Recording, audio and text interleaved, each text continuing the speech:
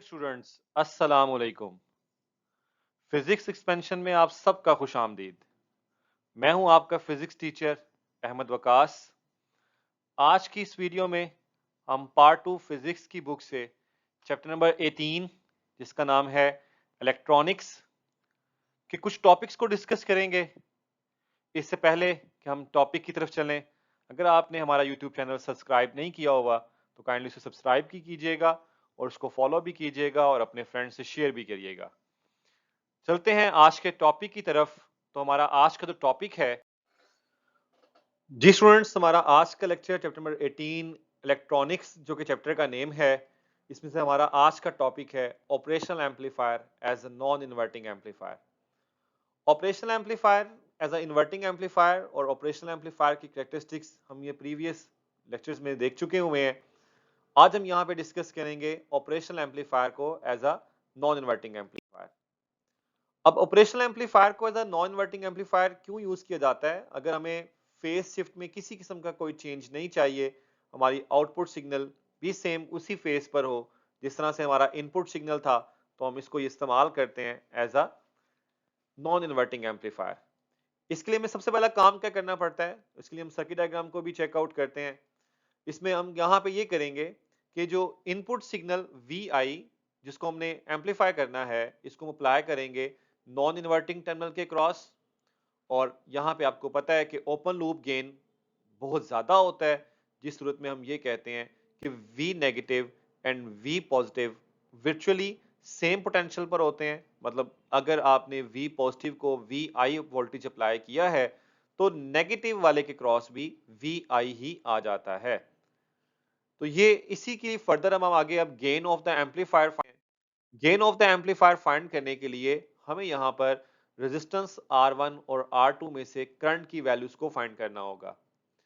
इस करंट की वैल्यूज को फाइंड करने के लिए हम ओहम्स लॉ अप्लाई करते हैं। ओहम्स लॉ अप्लाई करने के लिए हम इस सर्किट डायग्राम को देखते हैं, तो हम यहाँ पर I1 की वैल्यूज को कुछ यूं राइट करते हैं कि I1 जो है ये बेसिकली करंट है थ्रू रेजिस्टर R1, जो कि डिफरेंस है पोटेंशियल का, रेशियो उसकी ली गई है साथ रेजिस्टेंस के।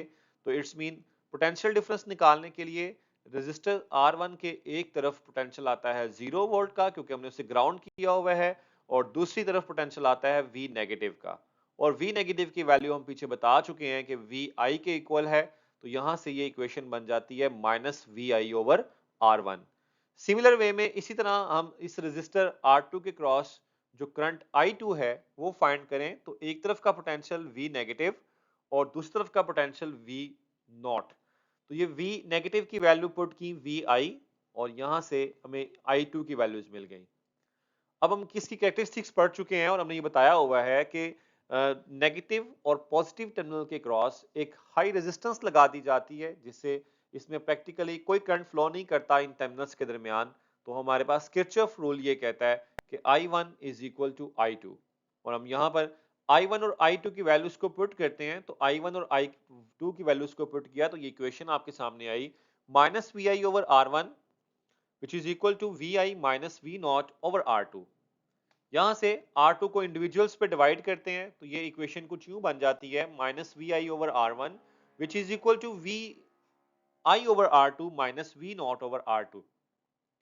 अगर आप इक्वेशन को अरेंज करें, अगर हम Vi को कॉमन ले लें तो Vi बाहर आने से 1 over R1 plus 1 over R2 ये इनसाइड आ जाता है, और मजीद अगर हम V नॉट ओवर Vi को डिवाइड कर दें और R2 को वहां जाकर मल्टीप्लाई कर दें, तो यहां से हम ये भी कहते हैं कि V नॉट ओवर Vi जो है ये gain of non inverting amplifier बन गया।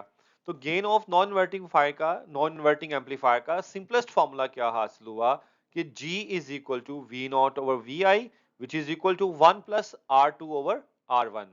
ये हमारे पास फॉर्मूला आ गया गेन का, और इसी गेन के फॉर्मूले को देखते हुए हम दो तरह के रिजल्ट्स को यहाँ पे राइट करते हैं। नंबर वन, हम यहाँ पे ये कहते हैं कि इस फॉर्मूले में एक तो पॉजिटिव साइन है। पॉजिटिव साइन यहाँ पे ये शो कर रहा है कि इनपुट और आउटपुट सिग्नल जो है वो सेम फेस में है। मतलब अगर इनपुट के क्रॉस पॉजिटिव साइकिल चल रहा है तो आउटपुट के क्रॉस भी पॉजिटिव साइकिल ही आपको मिल रहा होगा एम्पलीफाइड होकर।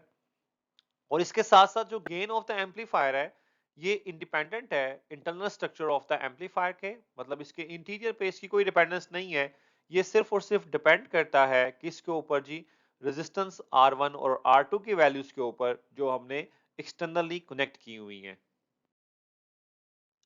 Thank you very much students. उम्मीद है कि आपको हमारा आज का लेक्चर समझ भी आया होगा और पसंद भी आया होगा। अपनी कीमती राय से हमें कमेंट सेक्शन में ज़रूर आगाह करिएगा। अपना ख्याल रखिएगा। अल्लाह हाफिज़।